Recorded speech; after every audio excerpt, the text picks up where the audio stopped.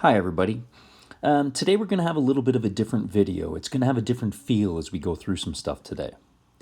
What I want you to do is we're going to address sine law, something called an ambiguous case.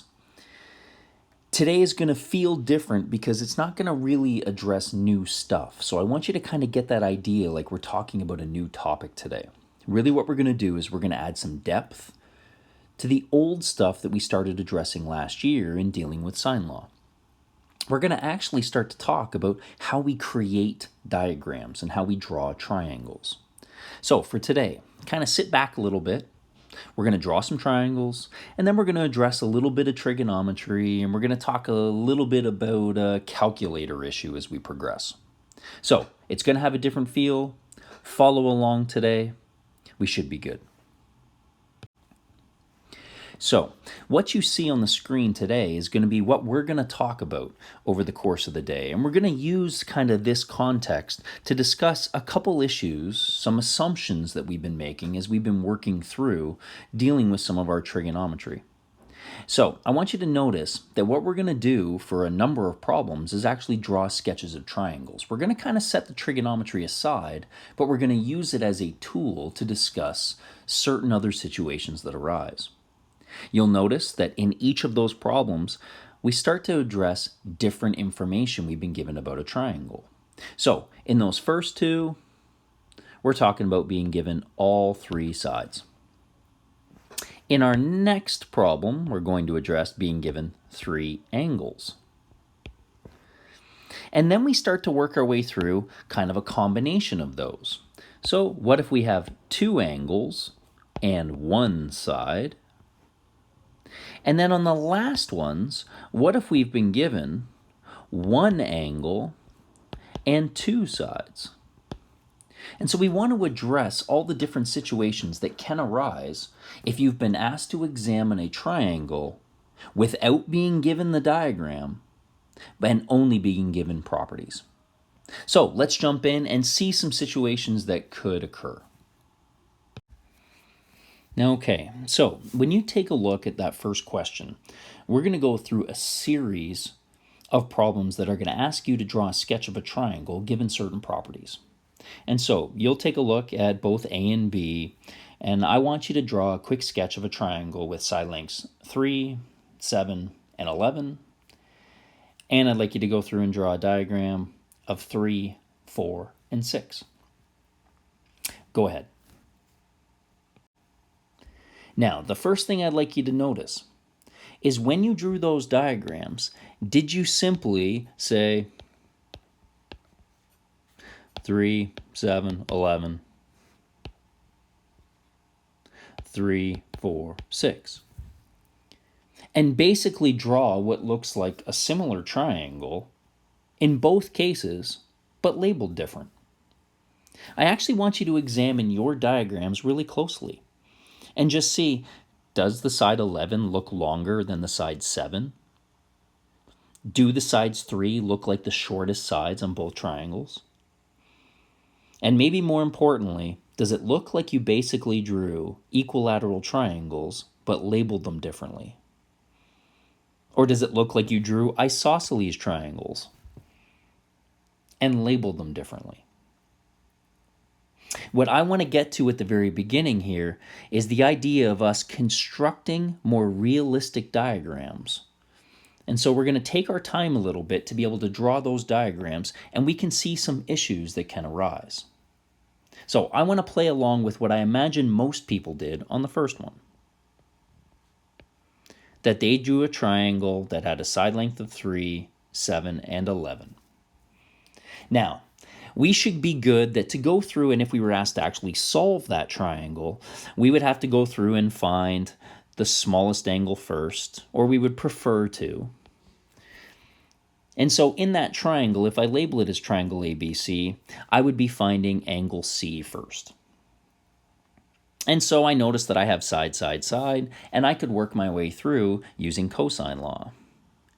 That side C squared is going to equal side A squared plus side B squared minus 2 times 7 times 11. So 2 times 77 is 154 cos of C. And we could then, and maybe jump a step, that's going to give us 170. So when I subtract that, I'm going to have a negative 161 divided by negative 154 is equal to cos C. And maybe if I just wrote that in good form, I could at least get rid of my negative divided by a negative. Okay. What I would like you to do now is to use your calculator and find the angle measurement of C. You should be noticing a major problem on your calculator. And so when we see that error message pop up on our calculator, that's got to tell us that there's a problem with what we're trying to calculate. And I'd like you to notice that right within your problem, you should be able to see why your calculator is telling you that that is not possible. When you take a look, cos talks about my adjacent side divided by my hypotenuse. And so if I was to construct a right triangle, I'm trying to tell my calculator that my adjacent side has a length of 161 and my hypotenuse has a length of 154. And we know that that can't be possible because my hypotenuse must be the longest side. And so your calculator spits out error to tell you that you've actually punched in something wrong. And so I want us to take a look back up at that information and notice that that triangle that I drew in red isn't possible. That's what the blue error is telling me. I'm going to draw a very, very quick 3 side lengths. That we have a side length that is 3 centimeters long. We have another side length that is 7 centimeters long, so a little bit longer than double that length. And then we have a side length that is 11 centimeters long. I want you to notice that for you to construct a triangle using those 3 yellow side lengths, you would have to bend those lengths in a way to get them to all connect. And if I was to then say, well, I'm going to put this 7 and this 3 and attach them there, then maybe I have my length of 3 that goes on this angle, and now my length of 7 that goes on... Well, my length of 3 and my length of 7 can't connect and then rotate to meet up with the side 11 at its endpoints. That there is one very, very quick property that maybe you've overlooked in the past. Let's leave that right now, and let's go ahead and let's deal with B, but we're going to remove all the trig. So I'm going to jump in right away and say I have a side length of 3 meters. And right away, I'm going to connect it with my side length of 4 meters, a little bit longer. Sorry, I labeled that as a centimeters. Right below it, I'm going to draw my length of 6. So it would be a little bit shorter than the combination of the other two. I'm hoping that we can see that since 3 plus 4 is greater than 6, that the sum of the 2 shorter sides is longer than the third, that you would be able to rotate or bend them at that vertex and enable you to construct your triangle. If we look back at the yellow line segments at the bottom of problem A, you'll notice that 3 plus 7 is not greater. It's less than the longest side. And because of that property, we could never put together a side 3, a side 7, and a side 11 to form the triangle. If we tried to, it would look something like this. 3 would be short, 7 would have to rotate some distance, But if I was to then say, there's my big long side 11, I would not be able to connect that side 7. The 3 and 7 are too short to meet up with the 11 at its endpoints. That may be a property of triangles that you were unfamiliar with. But maybe that just gives us a little bit of background that when I first asked you to sketch those triangles with those side lengths, we just generically drew down 2 triangles. We labeled them with the given dimensions without any real thought as to how do I put together those properties to create my triangle. So what we want to look at for the rest of the day today is how do we construct diagrams when given properties of triangles.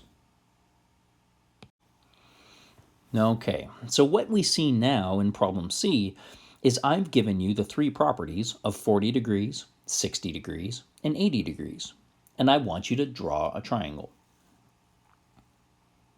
So what we're going to always do when we go to construct our triangle is we'll start to build it with the properties. So I have this 40-degree angle, and if I go to draw my angles, I always think of a square.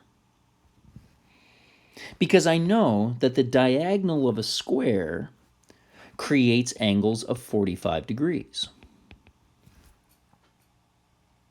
And so when I go to draw my triangles, I always kind of use my 45 degree as an idea. And so when I go to construct a 40-degree angle, I know I've got to be a little bit flatter than my perfect 45. So to remove that little sketch, what I'm now going to do is I'm going to construct my angle of 40 degrees. And so I have this 40-degree angle that's going to have a bottom side and something a little bit flatter than a perfect 45. Maybe there's my angle of 40. And I know that that angle of 40 will have one ray that has a certain length to it and another ray that has a certain length to it. I just don't have any requirement on what those lengths are. Okay, I've also been given an angle of 60. And so maybe I have this angle of 60 that has a bottom side and a side that's a little bit bigger than my perfect 45. And each of those rays could have a certain length. Now I have a third angle that is 80 degrees. And the first thing I'm going to do now is say, well, is it possible to construct a triangle with 3 angles of 40, 60, and 80? We should come back pretty quick with an answer of yes to that, because you know that all 3 angles inside of a triangle must add to 180. So I do now have this 80-degree angle that I could go through and put into my triangle. Well, from the looks of it on my screen, my 80-degree angle would have to be up here somewhere, and a relatively big angle with rays that go out in every direction. I'm hoping that we can see just from that very crude diagram that it is possible if I have a very small 40-degree angle, a 40-degree angle with very small rays, and a 60-degree angle with very small rays, and a 80-degree angle with very small rays to construct a triangle. But I could also construct that triangle with bigger rays. My 60 may then look something like this, and my 80 may look something like this. And we may start to see that for you to go through and construct diagrams given a 40, 60, and 80 degrees, you could have multiple triangles. In fact, in this case, you have infinitely many diagrams that you could draw. There are infinitely many triangles then. That by being given 3 angles, there is no restriction as to what those side lengths could be. Now we know that they would all have to be proportional, given similar triangles, but there is an unlimited number of triangles that could be drawn. So very quickly, we've seen that in some cases, given the information, you can't construct a triangle. There are no triangles to be constructed. In other cases, one triangle was constructed. And now in problem C, infinitely many triangles could be constructed. So let's spend the rest of the day looking at, given information, what types of triangles could I create?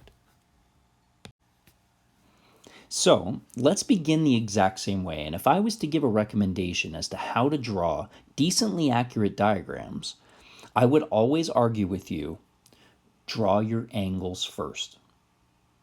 Angles are going to dictate some shape to some degree, and they're going to help you to construct more realistic diagrams. So as I take a look at that first, I've been given that angle A on a triangle is 40 degrees. So I'm going to start with angle A. If it's 40 degrees, then maybe that is my 40-degree angle. I've also been given an angle B, telling me that it's 60 degrees.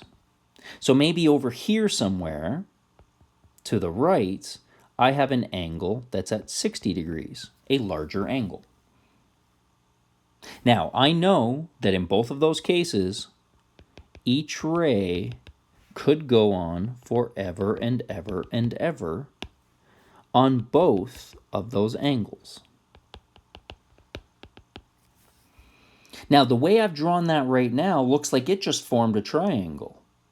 But I hope you see that I haven't formed a triangle yet, because I don't know the side lengths of any of those. So those angles could occur anywhere.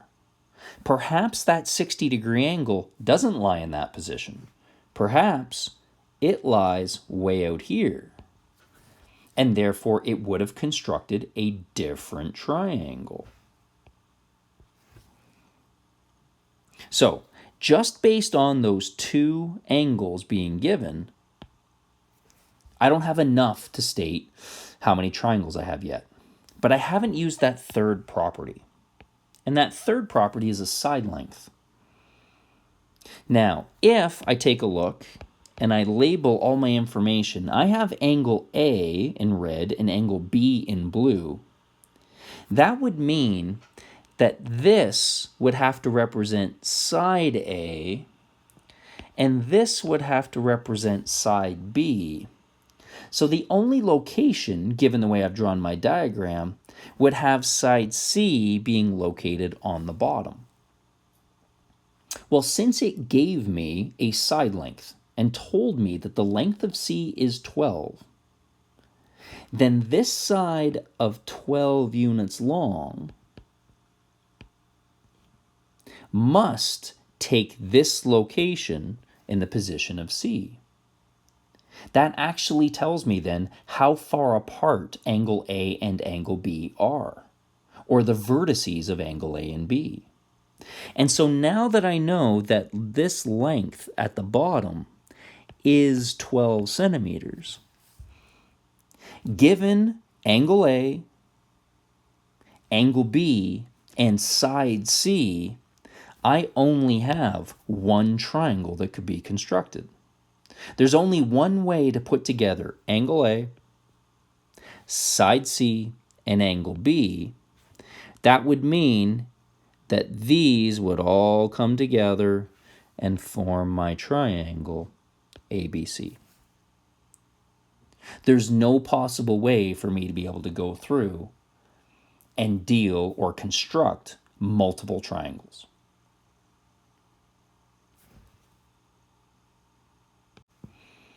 And if we were asked to go through and then solve that triangle, I hope that we could see our kind of map, our pathway through being able to solve that triangle.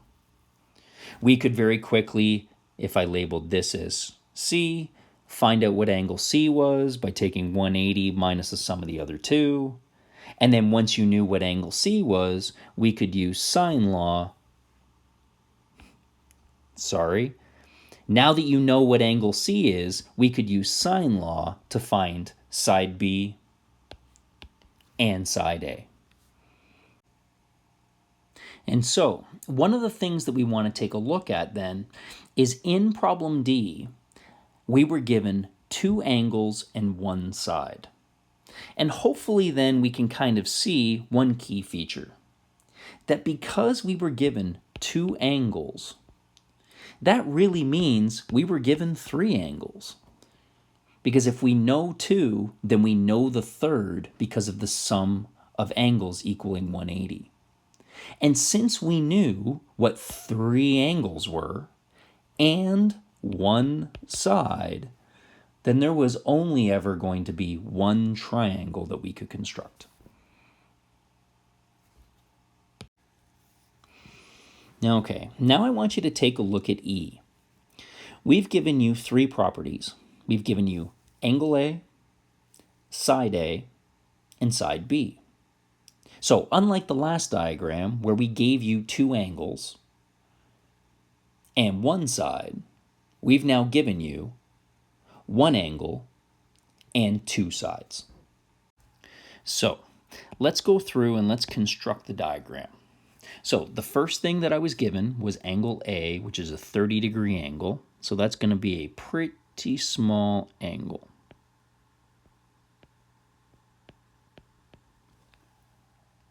I was then given two sides. So I know that this 30-degree angle could go off, but one of the sides I was given was side A. And so side A being 13, I'm not quite sure where to put side A right now, because side A would have to be opposite angle A. So off on the side, I'm just going to draw that I have side A, and I know that it's 13 centimeters. I don't know how that side A should exist. What angle should it be on? Should it be on this angle? Should it be on this angle? Should it be really steep this, really flat? I'm not sure. I'm going to leave that there for a second. I've also been given side B. Well, side B would have to be one of the rays of angle A. So maybe what I do is I think of B being somewhere over here. So maybe it's somewhere there. What that would do then is that would make this my angle B.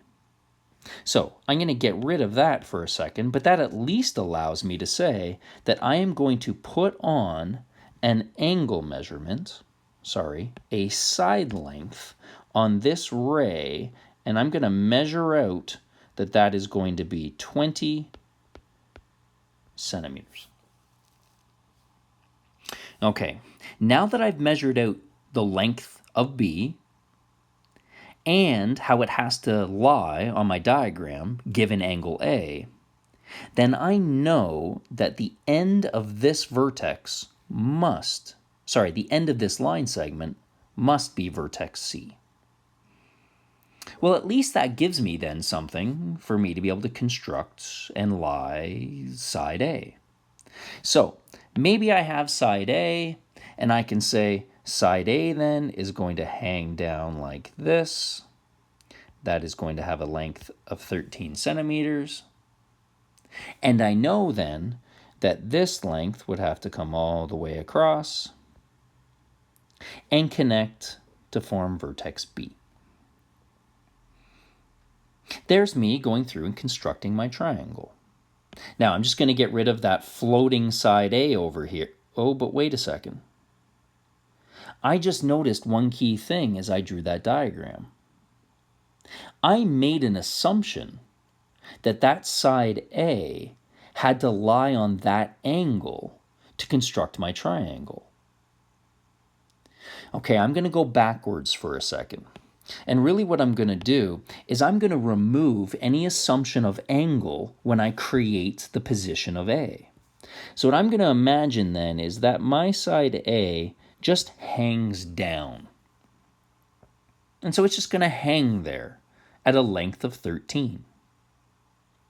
What I could see then was that if I rotate that out, I can then put the bottom of C at the position B, and I could then construct my triangle. That makes sense. However, I could have put side A in a different position to construct that triangle. It could have been possible that rather than have A lie in the red position, I could have had A lie in the green position. That would have been my length of 13, and it instead would have said that this green position of B would have constructed my triangle. So instead of rotating my gold side A out, I could have rotated it in to construct my triangle. What that means is, given the information that I had, I could have had two different triangles. That maybe what I have is I have the red triangle.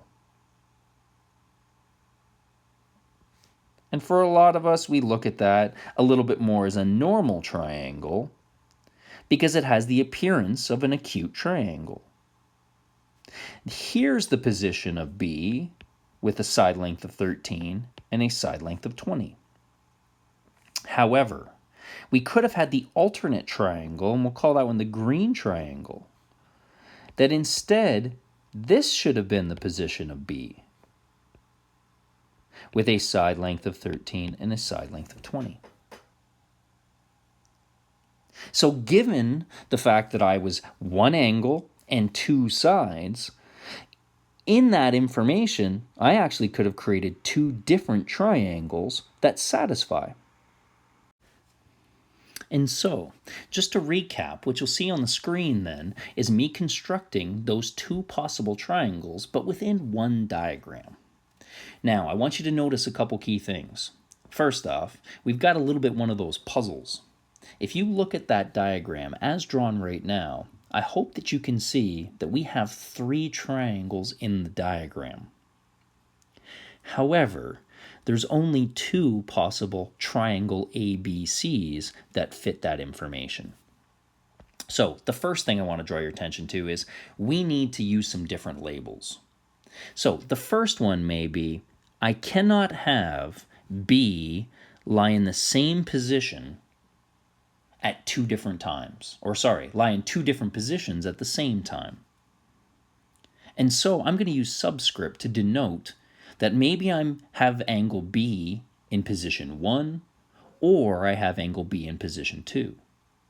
What that does then is it creates triangle ACB1 as such, and it creates triangle ACB2 as such. That I do see on my diagram triangle B2, CB1. However, that triangle cannot exist because angle B is in two different positions at the same time. What triangles are we looking for with the properties? Angle A being 30, side A being 13, side B being 20, and we notice that both of those gold diagrams satisfy those properties. So again, given that information, it was possible to have two triangles. So now let's take a look at another scenario where I gave you an angle, I've given you its corresponding side, and given you a second side. So again, one angle and two sides. For us to go through, we can create that triangle again. And so I have my 30-degree angle. I have side A being 25, which I know has to be opposite that 30 somehow. And then I've got side B being 20. So this sounds an awful lot like the previous problem, where I can extend and call this 20 centimeters, placing B opposite that side. And then I can go through and I could say that side A comes way out here. And since I had an opposite side, corresponding side from that angle, I could now connect those two and form triangle ACB. I just want to draw to your attention, in case that there was any part when given the last problem, we had an idea that said, oh, okay, so if I'm given an angle and its corresponding side, and then a third side, or sorry, a second side, oh, then I could have two triangles. I just want you to imagine tackling this problem similar to the previous one, and hopefully we can see pretty quickly why there can only be one triangle in this instance. What I'm going to do is I'm just going to drop down side A as we did before. This time it's a much longer side length. It has a length of 25. Is it possible for us to then rotate that triangle out to that position of B and then form a triangle? Yes. And so we could come up with then triangle ACB just as it looks on your screen. All I'm going to do is I'm going to highlight that triangle in yellow based on the way we could swing out side A. However, when we went to take a look and see, could we swing that up the other direction, hopefully we notice that since side A is so long, that if we continued to rotate it, there would be a point where it would lie directly on top of that side and actually extend a little farther. That the only way that we could go through and actually get that bottom side to come up with the bottom of angle A would be to extend it past angle A. Yes, it could lie in this position, but as soon as we rotate that side outside of angle A ceases to exist. And because of that, we cannot construct that triangle. In fact, there is only one triangle that could be constructed given this information, and it is triangle ACB. So, just to sum up a little bit, I want to draw to your attention a couple key things. In the last problem, we were given an angle, we were given the side, given the side. And in that instance, we had two triangles. However, in this problem, we were given the angle. The only thing I changed was the length of the corresponding side. And because of that, we might be able to see an easy way for us to determine whether there are two triangles or one. Quick thing to note, that when given an angle, a corresponding side, and another side, just as what's been given in the last two problems, then it is possible to have multiple triangles. However, we saw that in one case we had two, in the other case only one. So how can we tell the two apart? Key feature: if the corresponding side, that's why I've circled A, is longer than the other given side, then we only have one triangle. You can only swing that side out wide, farther away from angle A.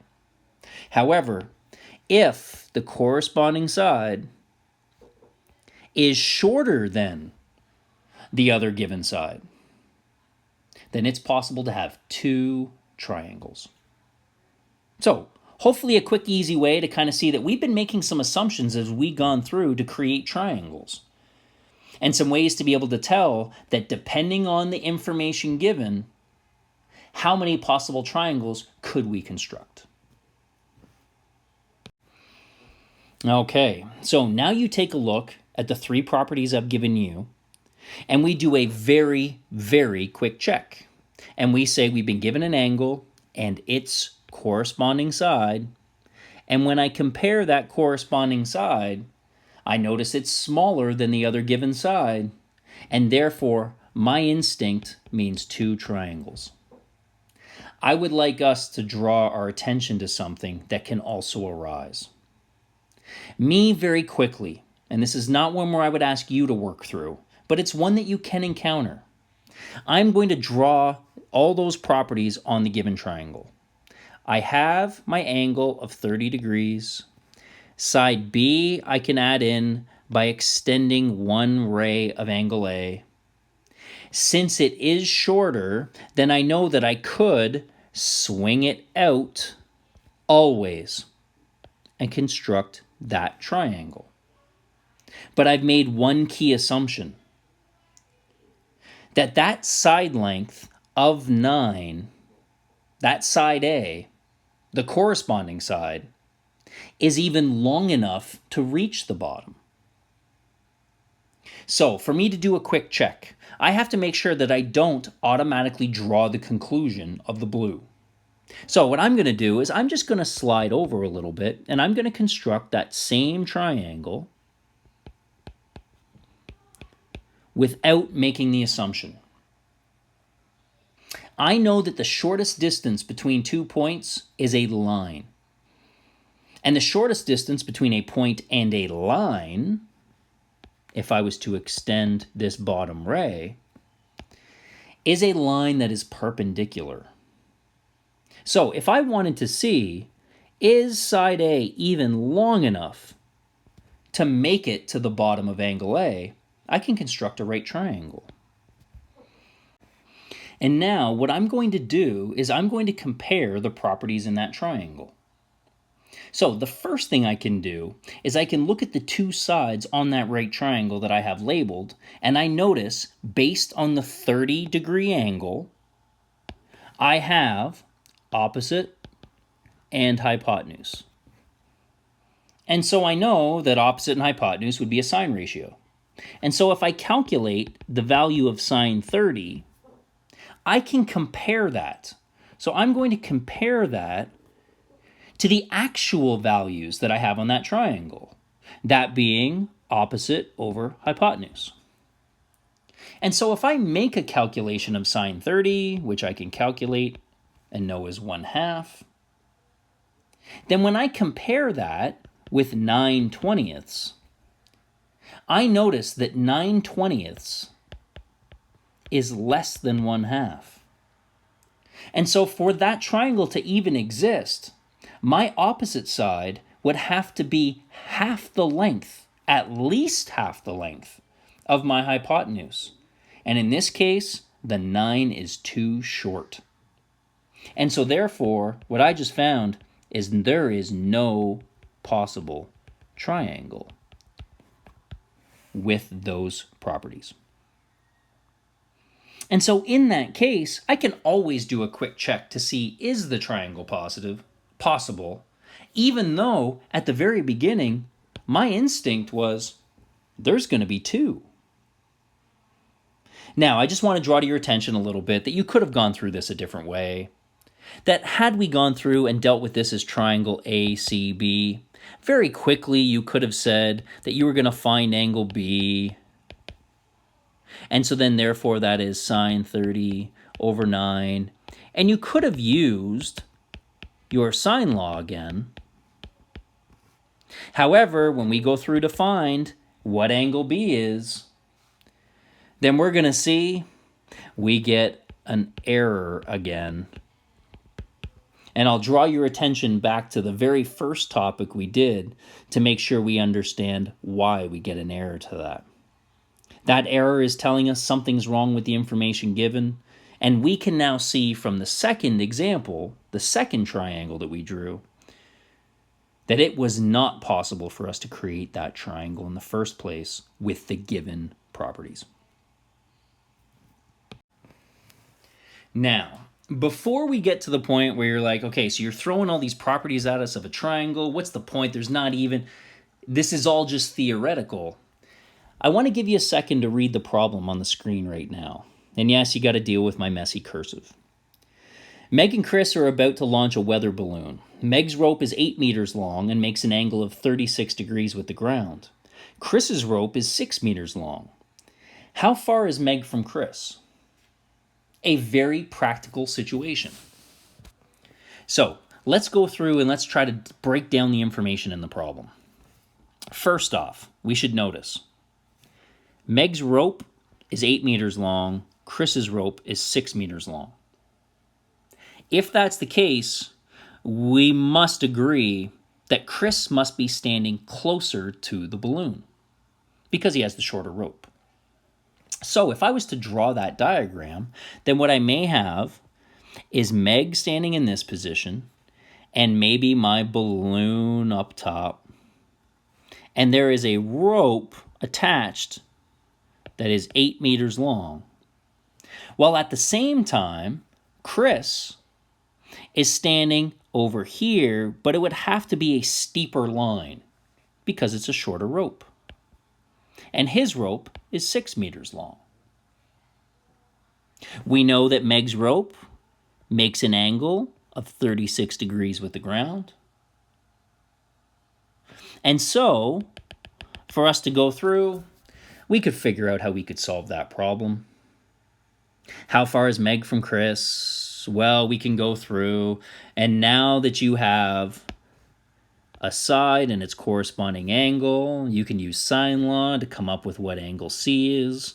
Once you know what angle C is, you can use that to find what that top, let's call that a B for balloon, the angle at the balloon, which then allows you to solve for side B, which is the distance between Meg and Chris.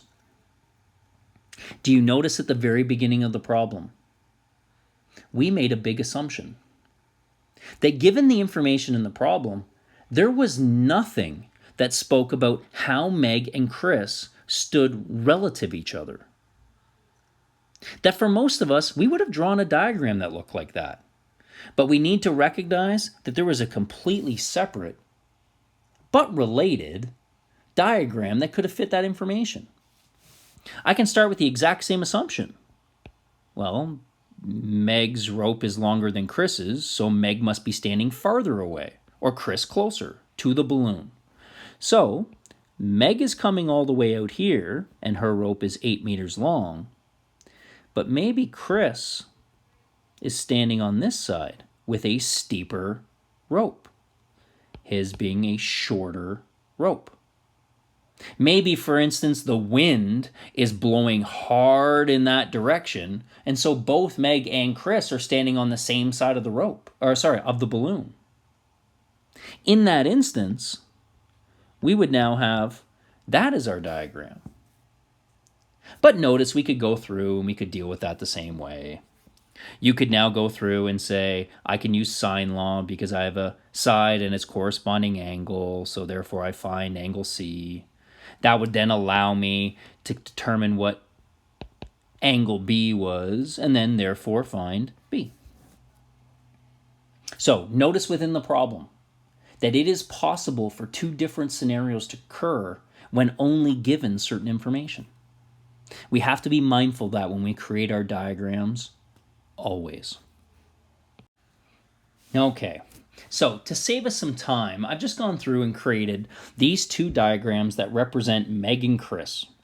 And I've labeled Chris as C1 on the one diagram, and then Chris as C2 on the other diagram to just talk about the different positions that we could be in. What I've then gone through was the beginning of both parts of the problem. We would have used sine law to go through and try to find out what angle C was. And so in both instances, I've done the trig work for you. Now what I want to get to is another issue. So up until this point, we've been trying to break down the problems that can arise when we're given certain information about a triangle. We've been spending our time drawing diagrams to try to get what was possible. No triangles, one triangle, two triangles, infinitely many triangles. Now we're going to transition a little bit into what becomes a trigonometry issue, and specifically a calculator issue. I just want you to look at all that green work. And can you please take out your calculator? You would, at the end of that green work, now take the inverse sine of 8 sine 36 degrees divided by 6, and you would calculate that and round that off to come up with your angle C. Without doing that right now, though, can you just notice one big issue? I'm calculating the exact same value for both of my triangles. Yet somehow it's supposed to give me this acute angle in triangle ABC1 and this obtuse angle in triangle ABC2. How does this and this, which are exactly the same, give me two different answers? So what we're coming into is a case that's referred to as the ambiguous case of sine law. That we can actually get to a point where using sine law will not allow us to find the property we're looking for. And it stems from a calculator issue. So on your calculator, what I'd like you to do is just really quickly punch in sine 30, of which I would hope most of us know what that is by now, and you find that you get 1/2. Your calculator is likely going to say 0.5. Now what I'd like you to do is take the inverse sine of 0.5. And you should get a little confirmation that that means 30 degrees. Perfect. Okay, now what I'd also like you to do is punch in the sine of 150 degrees. That's going to give you 1/2 or 0.5. And now let's take the inverse of 0.5 and you get, wait a second, 30 degrees. Can you see the problem? You are trying to take the inverse of a value, just as we did in green. Well, the problem is, what if my angle was supposed to be 150? We noticed that the sine of 150 is equal to 0.5. But now when I use my calculator to go backwards and take the inverse sine of 0.5, it's giving me 30 degrees, the wrong angle. Or at least, not the angle I meant. So, up in our original triangles, what if the angle I was looking for was really obtuse? My calculator is going to give me the incorrect angle. So let's take a peek for one more try. And what I'd like you to do is just to take your calculator and punch in the sine of any acute angle. So any angle that's going to be less than 90 but greater than 0. Now, you're going to get a big, ugly decimal spit across your screen, potentially. What I want you to do is burn that into your brain, or at the very least, maybe like jot down all 7 digits or 9 digits or whatever you can see. Now what I'd like you to do is calculate the sine of the supplementary angle of 180 degrees minus the angle you chose. And we should see that those two things are equal. For us to examine this calculator problem, what we need to deal with is the fact that our calculator is programmed a certain way. Your calculator has been programmed that every single time you take the inverse sine to find something, that if it can give you an answer that's an acute angle, that's the answer it gives. So you may be looking for the obtuse angle because that's what our triangle is asking for. Yet your calculator doesn't have the means to give that to you. You need to find that out. And so what I want to do is go and revisit an old diagram so we can see how we can make it functional for us. So we're going to take a look at that old triangle that we constructed way back in this video. There's the information that we had, and we came across the fact that we could have two possible triangles. So the first thing we need to notice is that if my calculator is programmed to only give out acute angles, if an acute angle is a possibility, then if I'm going to use sine law to find anything, I have to find the acute angle. And so when we examine that diagram, I would have to go through and deal with triangle ACB1 first. Because when I use sine law, sine of B over 20 equals sine 30 degrees over 13.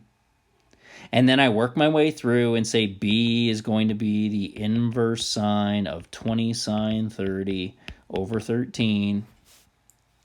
I know that what my calculator is going to spit out right now is an acute angle.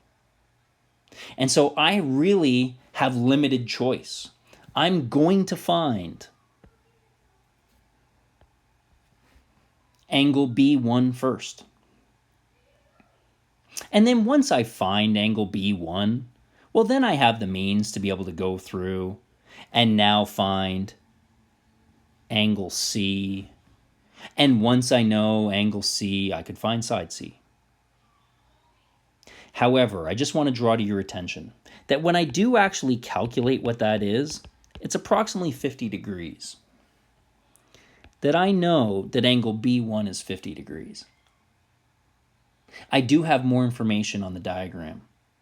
And specifically what I want to draw your attention to is that triangle that never really existed before. Specifically, it's our isosceles triangle, B2CB1. It's isosceles because I know that both of these sides are equal. They have to be equal because they were the two sides that could have existed in different positions.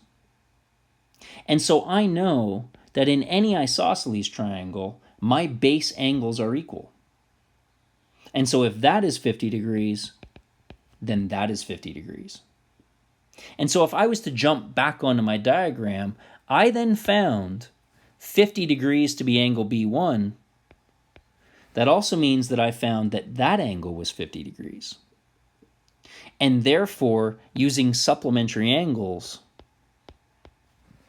I can then find my obtuse angle. So if we ever need to find the obtuse angle within that triangle, we can use supplementary angles or my 180 minus the angle that I've found. So as we've worked through today, I've thrown a ton of information at you guys. It hasn't all been new stuff. A lot of the stuff that we've talked about, the trigonometry involved, is all background knowledge. What it really comes from, though, is taking away a couple of the things that we used to deal with. Number one, the assumptions, that we don't just draw a bunch of triangles and label them differently, that we actually build the triangles as we go.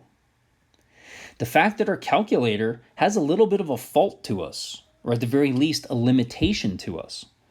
And therefore, we have to understand that limitation. Lastly, I want to give you a little bit of a bigger context situation. And when I talk about bigger context, this is us addressing something that was in last lesson. So let's take a look at the diagram I've given you. And I've given you triangle ABC with those properties. I'm going to go through pretty quickly, but we should be able to look at that and recognize that we have side angle side. And so our first action would be to find side A. And we would use cosine law with that. And if you were to go through and use cosine law, you would find that it equals approximately 7.8. Now came your next decision. And this is the one where we gave you a little guidance earlier. You have a decision to make between finding angle B or finding angle C using sine law. And our guidance to you has always been, when in doubt, find the smallest possible angle. And so you would have gone through and you should have found angle B first, because when you take a look at angle B, it has the smaller opposite side, and we know that big angles create big sides, small angles create small sides. Everybody should have been finding angle B first. We now have a context for why you should find angle B first. I'm going to go through and imagine that we did all that work. We would have then used sine law to find that angle B was about 41 degrees, and therefore angle C was 99 degrees. Now I just want you to take a look at those properties for that triangle and recognize that that diagram doesn't even really look right. That if I was to draw that diagram accurately, then there should have been an angle of 40, a side of 12, but now this side of 8 would have been shorter, so that the only way that I could find the connection would be if this angle of 99 degrees occurred. Angle A, B, and C. It makes sense that B has a relatively small angle, and C, since it was 99 degrees, had to be obtuse. However, when I draw my generic triangle that always looks acute, then I find those properties. Now, you may say, yeah, but what's the big deal? And I want to draw to your attention what would have happened if we had made a different decision. We would have found the red to be 7.8 using cosine law, but our decision now of which angle to find next, had we chosen to find C next, then we would have used sine law to find C, and my calculator would have spit out that that was 81 degrees. We now know that's wrong. But the problem was, my calculator could only ever give me an acute angle. So I don't know that it shouldn't have been 81, that it should have been 99 and not 81. We tend to just blindly trust our calculator. We then would have gone through and found the matching angle of B being 59 degrees, and we would have actually found an incorrect triangle. That's not what's given the information. So we have to be very, very careful that the reason why we always find the smallest angle first is because any triangle can only have one obtuse angle in it. Clearly, since the sum of the angles inside of a triangle have to be 180, there's no way that we could have two angles that would each be greater than 90. And so if we know that any triangle can only have one obtuse angle in it, then if we always find the smaller item first, then we'll let 180 minus the sum of the other two give us our third angle. That if we just find any generic angle first, then our calculator may mislead us by only giving us the acute angle. And therefore, 180 minus is not going to give us the correct angle for the other vertex. So again, I'm hoping that we've had a good understanding of some old information and now a little bit of an add-on to some greater context moving forward. Okay, I hope today's lesson was useful. I hope we can use it to give us a greater context with what we work with. I hope today went well. Good luck.